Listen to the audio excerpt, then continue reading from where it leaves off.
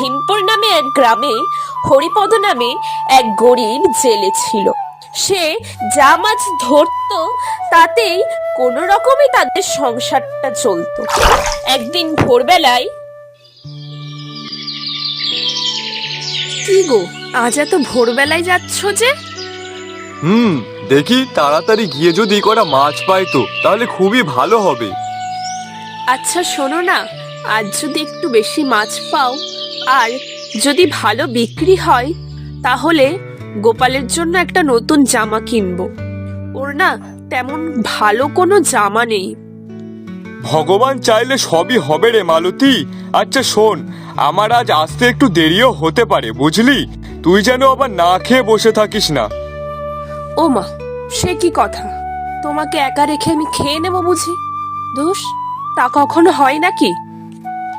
আমি যা বলছি সেটা যেন মনে থাকে। চললাম আমি। আচ্ছা, সাবধানে যেও।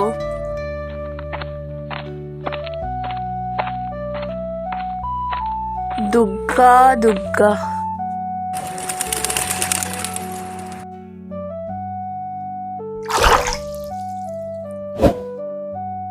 হে ভগবান, আজও তেমন ভালো মাছ উঠলো না। ঘন্টার পর ঘন্টা জাল ফেলে শেষে কিনা দুটো মাছ। এখন আমি এই ছোট ছোট দুটো মাছ নিয়ে কি করব? এই দুটো মাছ কেউ কি নেবে? ধুর ছাতা, ভালো লাগে না। না না, যা পেয়েছি তাই অনেক। আজ এটাই হয়তো আমার ভাগ্যে ছিল। ঠিক আছে, এই দুটো মাছ নিয়েই আমি বাজারে যাব। গিয়ে দেখি বিক্রি হলে হবে, না হলে বাড়িতে নিয়ে যাব। অন্তত বউ বাচ্চা তো খেতে পারবে।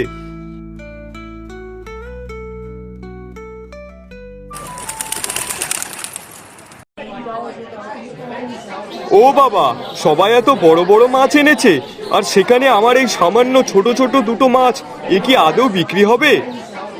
হ্যাঁ, এই মাছ নিয়ে আবার বাজারে এসেছে, এটা তো বিড়ালেও খাবে না। হা হা হা। বাবা, এই মাছ দুটো আমাকে দেবে? আমার কাছে না মাছ কেনার কোনো টাকা নেই।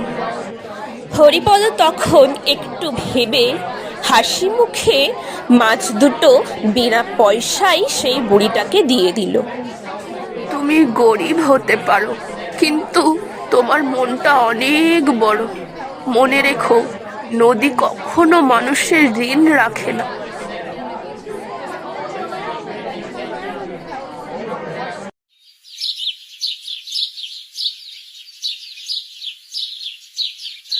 ও, চলে এসেছো? আচ্ছা যাও, গিয়ে স্নান করে আসো। আমি তোমার জন্য ভাত বাড়ছি। আচ্ছা ঠিক আছে।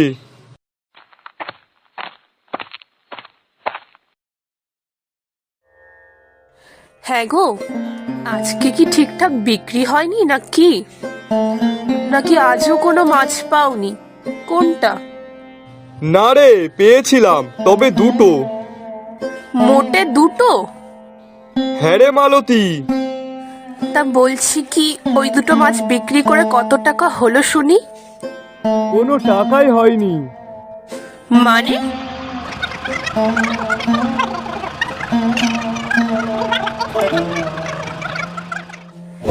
বাবা, খুব ভালো খুব ভালো। তোমার মতন এত বড় দয়ালু মানুষ এই জগতে মনে হয় আর দুটো নেই। এদিকে নিজের সংসার চলছে না, আর উনি কি না বিনা পয়সায় মাছ দিয়ে এসেছে। বাহ বাহ বাহ, অবস্থা তোমার বদলাবে না তো ছাই হবে, বুঝলে তো? তা আমি আর কি করতাম বল, ওনার অবস্থা দেখে আমার খুব মায়া হচ্ছিল, তাই দিয়ে দিয়েছি। হ্যাঁ সেই, তোমার তো কিছু করারই ছিল না। যত সব পাগলের পল্লায় আমাকেই পড়তে হয়েছিল।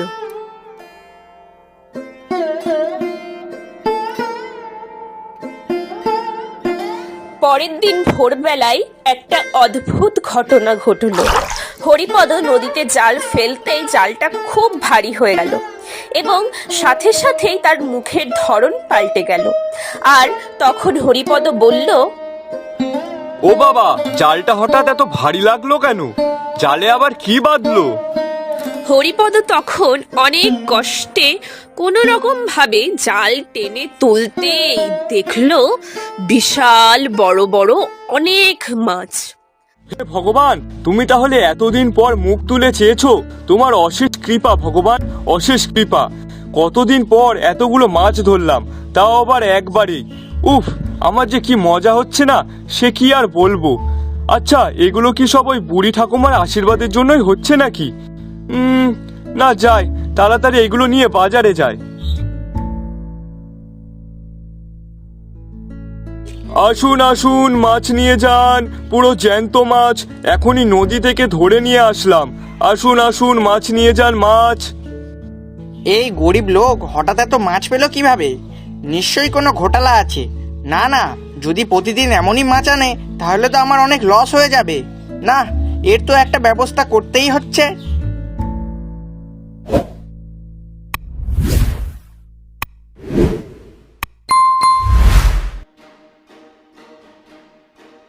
সেই দিন রাতে কালু ষড়যন্ত্র করে চুপি চুপি হরিপদর বাড়িতে গিয়ে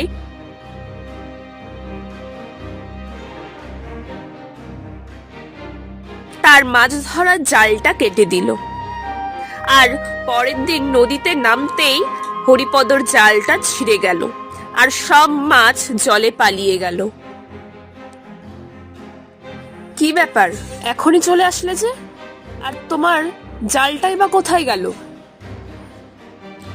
কপাল খারাপ হলে আর কি হবে, মাছ ধরবো বলে জাল ফেলেছি, দেখি জালটা অনেক জায়গায় ছিঁড়ে গেছে, আর সেই জায়গা দিয়ে সব মাছ পালিয়ে গেল। আমার সাথেই এমনটা কেন হয়? সে কি কথা, তোমার জালটা ছিললই বা কি করে? কালকেই তো ভালো ছিল, আর এক রাতের মধ্যেই এমন ভাবে ছিঁড়ে গেল। হ্যাঁ, আমিও তো সেটাই ভাবছি।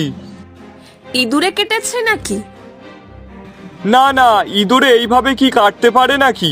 4-5 জায়গায় কাটা, দেখে মনে হচ্ছিল কেউ ইচ্ছা করে আমার জালটা কেটে দিয়েছে, যাতে আমি মাছ বিক্রি না করতে পারি। কিন্তু কে এমন কাজ করবে? সেটাই তো ভাবছি, আজ আর বাজারে যাওয়াটাও হলো না। কপাল একদিন ভালো গেলে বাকি 6 দিন খারাপ যায়। ধুর, ভালো লাগে না আর। তা নাও, যা হওয়া তা তো হয়ে গেছে, সেটা নিয়ে ভেবে আর কোনো লাভ নেই। তার থেকে বরং তুমি একটা নতুন জাল কিনে আনো। সেটাই করতে হবে, তাছাড়া তো আমার কাছে আর কোনো উপায়ও নেই।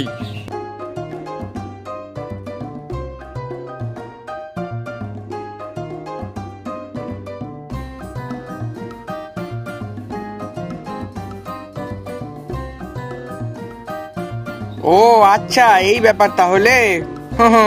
হরিপদ, তুমি যতই নতুন করে জাল কেনো না কেন, তোমাকে আমি কিছুতেই মাছ ধরতে দেব না। আজ রাতেই এই জালটা আমি আবার কেটে ফেলবো, তারপর আমি দেখি তুমি কেমন করে কালকে মাছ ধরো। হা হা হা।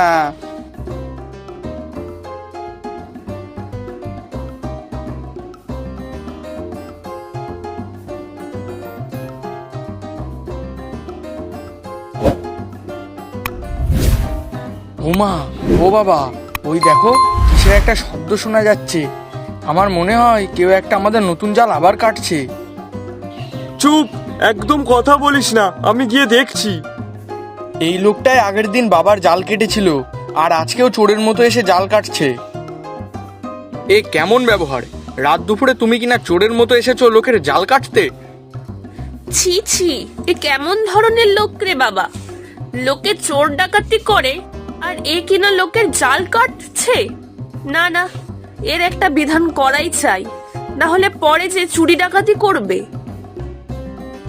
হ্যাঁ হ্যাঁ, এটার একটা ব্যবস্থা তো নিতেই হবে, না হলে আজ হরিপদর ক্ষতি করেছে, বলা যায় কাল যদি অন্য কারোর ক্ষতি করে তখন। শোন কালু, তুই মানুষের ক্ষতি করে নিজের ব্যবসা উন্নতি করতে চাস, কিন্তু তুই হয়তো ভুলে গেছিস এই গ্রামের একটা নিয়ম আছে, আর সেই নিয়ম না মানলে তাকে কঠিন শাস্তি পেতে হয়। আর তোর শাস্তি হলো এটাই যে তুই আজ থেকে বাজারে কোনো ব্যবসাই করতে পারবি না। আজ থেকে তোর ব্যবসা বন্ধ। আমার বড় ভুল হয়ে গেছে জমিদার মশাই, আমাকে আপনি ক্ষমা করে দিন। এবার থেকে আমি এমন কাজ আর কোনোদিনও করব না। হরিপদ, তুই আমাকে ক্ষমা করে দে ভাই, না হলে যে আমার অনেক ক্ষতি হয়ে যাবে। আমি আমার ভুলটা বুঝতে পেরেছি, দয়া করে আমাকে ক্ষমা করে দাও। জমিদার মশাই, আপনি ওকে ছেড়ে দিন, ও ওর ভুলটা বুঝতে পেরেছে, এই অনেক, যেতে দিন ওকে। তোর কপাল ভালো, হরিপদ তোকে মাফ করে দিল, না হলে আজ তোর কপালে দুঃখ ছিল, বুঝলি তো? এই চলো সবাই বাড়ি চলো। বলুন বাবু, আপনার কোন মাছটা লাগবে? যা নেবেন সবই টাটকা জ্যান্ত মাছ, আজ সকালেই নদী থেকে ধরে আনলাম। তোমার মাছগুলো সত্যিই সুন্দর। আমি অনেক দোকানে গেছি কিন্তু কোথাও এমন মাছ পাইনি। তাই আমি তোমার এই সব মাছ শহরে নিয়ে যেতে চাই। আমি সেখানে গিয়ে বিক্রি করব। সত্যি? হ্যাঁ সত্যি। আর এর জন্য আমি আপনাকে অনেক টাকা দেব, কিন্তু এই মাছগুলো সব আমাকে দিয়ে দিতে হবে। আর হ্যাঁ, আমি প্রতিদিনই এসে আপনার কাছ থেকে এমন জ্যান্ত মাছ নিয়ে যাব আর টাকা দিয়ে যাব। কি আপনি রাজি তো এতে? হ্যাঁ হ্যাঁ, রাজি রাজি, আমি আপনাকে সব জ্যান্ত মাছই দেব। তারপর থেকে ধীরে ধীরে হরিপদর অবস্থা বদলাতে লাগলো। নতুন ঘর হলো, গোপাল এখন একটা ভালো স্কুলেও ভর্তি হয়েছে। তাদের সংসারে আর কোনো অভাব নেই। একদিন বিকালে, কি বাবা, আমার কথা মিলল তো? এই সবই আপনার আশীর্বাদেই হয়েছে। কে আপনি? না বাবা, আমি কিছুই করিনি। এটা তোমার সততা আর দয়ার ফল। আচ্ছা বাবা, আমি এখন আসি, কেমন? শুনুন শুনুন, যাবেন না আপনি, শুনুন। কিন্তু বুড়ি ঠাকুমা হরিপদর কোনো কথা না শুনেই সেখান থেকে চলে গেল। আর কিছু দূর যেতে না যেতেই সে উধাও হয়ে গেল। আর হরিপদ তখন অবাক হয়ে সেদিকেই তাকিয়ে রইল। তাহলে আজ আমরা এই গল্প থেকে শিখলাম যে সততা আর দয়া একদিন না একদিন ফল অবশ্যই দেয়।